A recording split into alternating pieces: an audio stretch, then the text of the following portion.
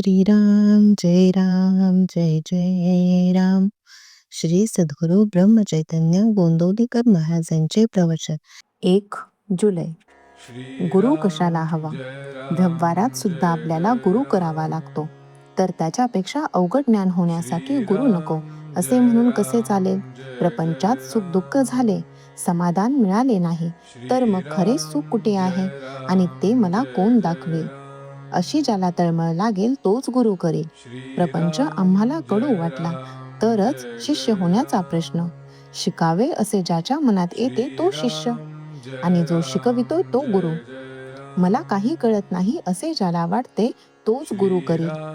मी राम राम म्हणतो, वाईट मार्गाने जात नाही, मग गुरु कशाला हवा असे काही जण म्हणतात. मी केले ही जाणीव आड येते, म्हणून सद्गुरूची आवश्यकता आहे. सत्कर्माचा अभिमान जर आपल्याकडे घेतला तर रामाचा विसर नाही का पडला? अभिमान गेल्याशिवाय राम नाही भेटणार. देवाजवळ गेला तरी नामदेवाचा अभिमान नाही गेला, म्हणून भगवंतांनी त्याला गुरु कर म्हणून सांगितले. संतांच्या कृपेने दुखणे बरे झाले म्हणून त्याला मानणे हे खरे नव्हे. जो शिष्याला विषयात ओढील त्याला गुरु कसे म्हणावे? जो काही चमत्कार करून दाखवील त्याला आम्ही बुवा म्हणतो. संतांची परीक्षा आम्ही बाह्यांगावरून करतो.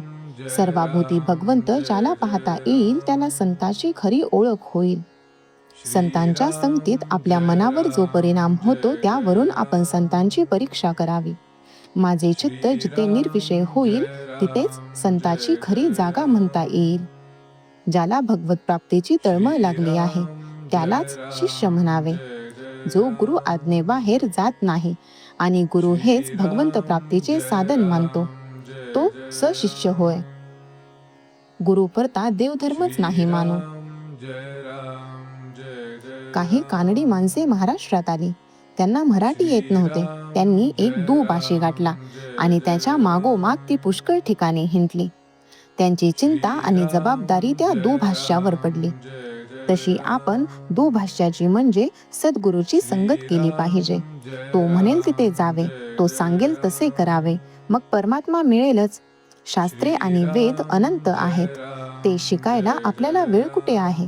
सद्गुरूंनी नवनीताप्रमाणे सर्व साधनांचे सार असे जे नाम साधन सांगितले ते आपण करावे, म्हणजे भगवंताचे प्रेम लागेलच. बाजारात गेल्यावर जो माल आपल्याला अनुकूल आणि माफक दराचा असेल तोच घ्यावा. त्याप्रमाणे परमार्थाच्या अनेक साधनात आपल्याला अनुकूल आणि माफक असे नामस्मरण हेच एक उत्तम साधन आहे.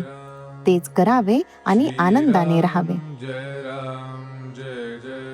भगवंताबद्दल जिज्ञासा उत्पन्न होणे ही खरी भाग्याची गोष्ट आहे.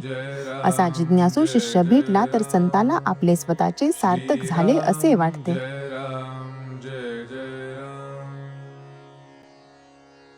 श्रीराम जय राम जय जय राम. श्रीराम जय राम जय जय राम. श्रीराम जय राम जय जय राम. श्रीराम जय राम जय जय राम.